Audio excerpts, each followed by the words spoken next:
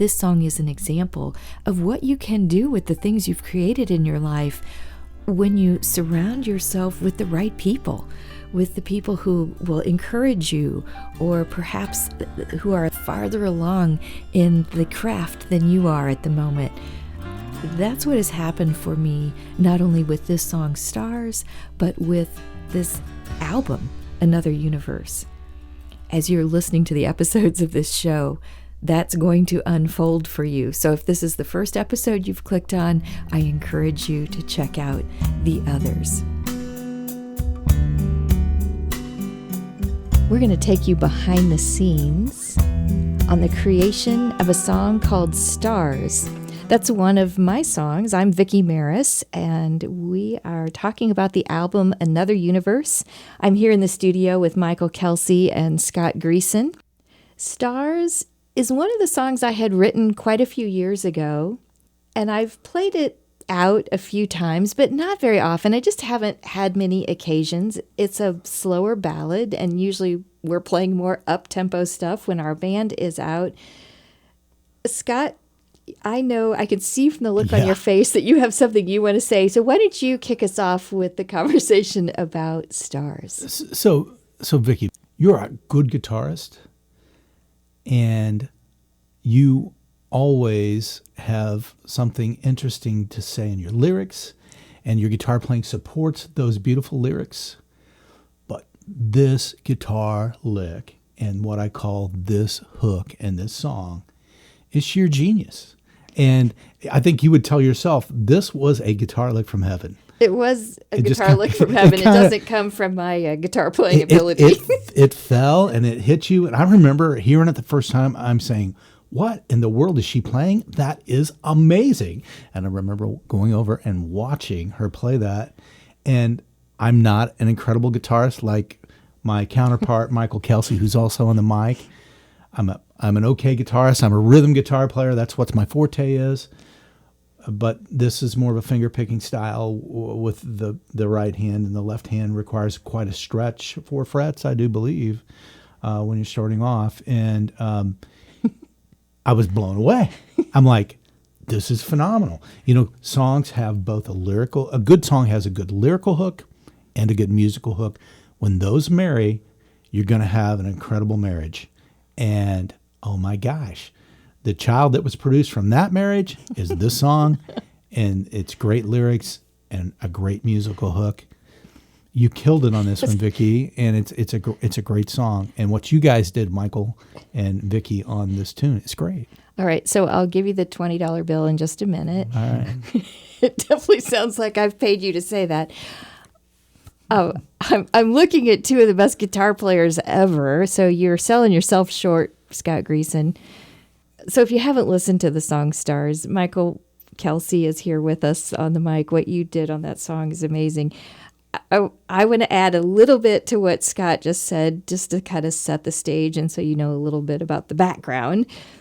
I was taking guitar lessons from an instructor whose first name was Raul, and he was fantastic, and he was challenging me to explore beyond just I probably knew about 10 chords that I could play, close to the headstock of the guitar. Mostly crowfoot chords, right? Yeah. I mean, they weren't bar chords. Okay. Yeah. See, I don't even know how to describe what it was. I knew I was playing cowboy chords. Vic, you got to work up the neck a little bit more. And he was giving me some exercises. He gave me a classical piece, a simple classical piece to work on. And anyway, in the course of a couple of lessons, I got a little braver to come closer to the body of the guitar. And somehow that riff came about. And when I was playing it, I right away thought, well, I should put some words to this because it would be the only way I think I'll be able to remember this riff. So the words came because I was trying to lock in how to play that riff. And I've changed the words over time. They've evolved a little bit to become what they are today on the album. But one of the hardest things to do was playing that, Michael, when I brought the song initially. I played it in the first recording session when you were capturing the scratch vocals. Mm-hmm. And you wanted to look so closely at my hand. Do you remember that? You were looking like over the neck of the guitar to watch that riff. And I'm like, oh my Lord, I had to go to my, some other zone and not think at all. I had to close my eyes and not picture that you were standing there because I was intimidated. Well, thankfully he had showered that day, luckily. I mean, we were feeling good about that. But. And actually, when I was looking over your shoulder, I was looking at the lyrics because as I hear things, I just want to, when I see the words, then I feel like the song comes to life, seeing the printed word. And then, so I just wanted to hear how everything was flowing, the melody and that chord structure, and then the lyrics. And then it makes sense to me, like when I'm seeing it all at the same time. And kudos for having a nice. That's the cool thing about it. Sometimes when people, if they don't even play an instrument a lot, if they feel their way through the instrument, sometimes it's way more interesting than the rest of us that spend a lot of time playing the instrument. We know what it does, and sometimes we forget to surprise ourselves and do something in a way that we're doing unexplored territory. And sometimes when people play an instrument, sometimes I find that the best chord structures are from people that don't take guitar that seriously because they're just feeling their way through the dark. And then when you feel your way through the dark and you start adding a few words and you add a melody, everything's kind of cohesively coming together and being born at the same time. And that's when it feels like a natural work that's coming about. So everything was tip top. I was like, oh, feels really natural. Just feel like I'm in touch with that feeling when things feel organic, and they just, maybe I sit there and wait a little while in case I hear something that's not. I'm waiting for it, and I'm crossing my fingers hoping that it's organic all the way through. And that particular song too, it's like definitely did. You get to the end, I'm like, oh, that is great. And I love when people are writing from their inspiration and giving their maybe their brain cells a break. And it's just you're going with a feeling. And usually when you honor that feeling, you come up with just the most perfect things. And so that song just took on a life of its own. And then as I'm adding the instruments, everything tells you what is next. It tells you what's there. And that's what I like about a song. It's not even it's a tricky thing. It's telling me what that song needs. And then that's the best feeling in the world, when it just was, once again, that naturalness just comes through, and it just needs to be, this is what it needs to be. And then you just kind of honor that, and everything seems effortless. Mm. Oh, well, he did such a beautiful job with the instrumentation of that song.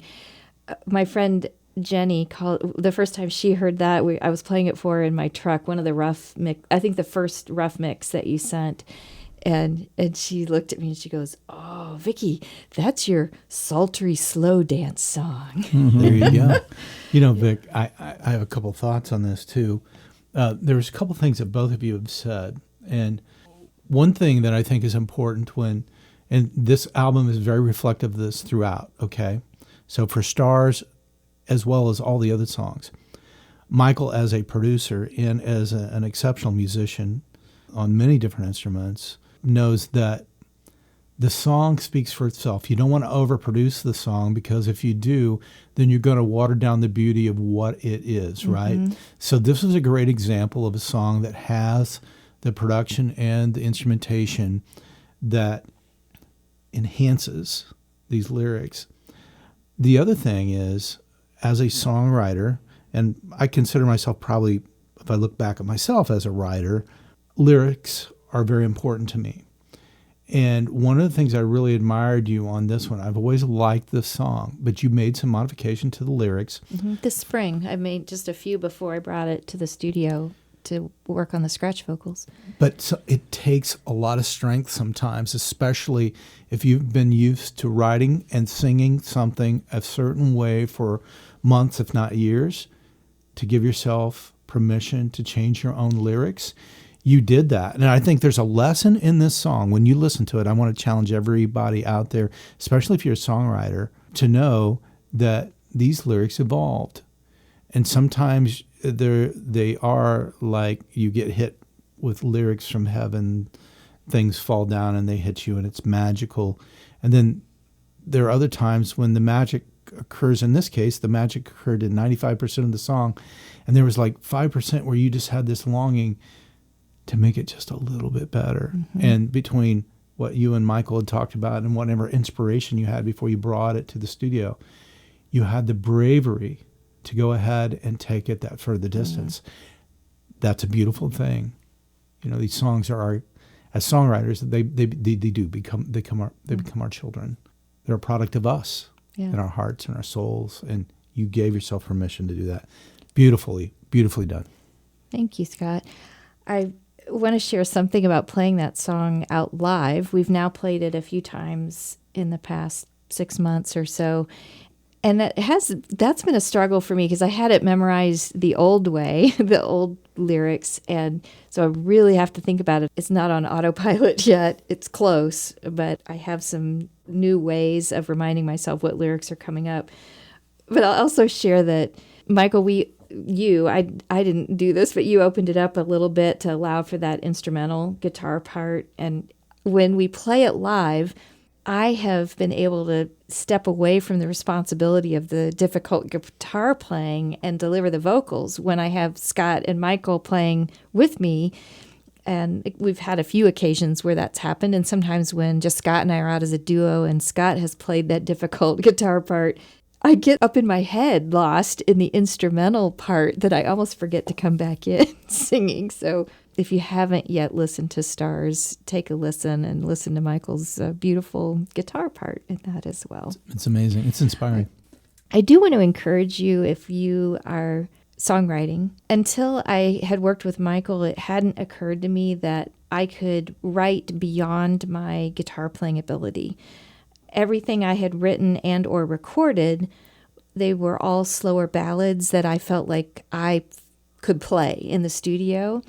And this may be a no-brainer for people who are way more experienced than me with songwriting, but I just didn't realize that it was okay to come in with a rough idea and be able to play it kind of roughly, and then eventually Michael would strip out my guitar part, and then he would do all the difficult, heavy lift in the studio and with all the instruments. And you could have, one person do one part, and then you could play the other parts, or do what we did and have Michael play all the different instruments. So just keep that in mind if you have been holding yourself back about recording one of your songs because you struggle a little bit with the playing of it. Let somebody else do that heavy lift. It's just mainly just an outline is what you're trying to get. If you didn't have an outline, then it could sound chaotic. But as long as you have an outline, the technicalities of playing the instrument aren't so important because somebody else can interpret that, and and you just have somebody play that plays, but they'll know what you're talking about. They know where you're going, but you just have to have the outline. So I always tell people when they're writing a song, if they don't play guitar that well, it doesn't really matter. You don't have to have some strumming pattern if it's not comfortable for you. As long as you just play the chords and tap your foot and then move the chords where they need to go, but it's just, and keep time from something else, that's fine. It's like the other players they'll know where you're going, so you don't have to use that RAM space to understand that. Just move with the song and where the soul of the song is going. Well, I sure appreciate what you did on that song. It's just beautiful. Thank you. You did it. Well, I just answered the call. That's what. Well, thank you. If you missed it earlier, I'm here in the studio with Michael Kelsey and Scott Greeson. I'm Vickie Maris, and that was a conversation about the song Stars on the album Another Universe. And I hope you'll come back. We've got more episodes to come about the other songs on the album. Thanks for having us, Vic. Appreciate being a part of this. This is an amazing experience.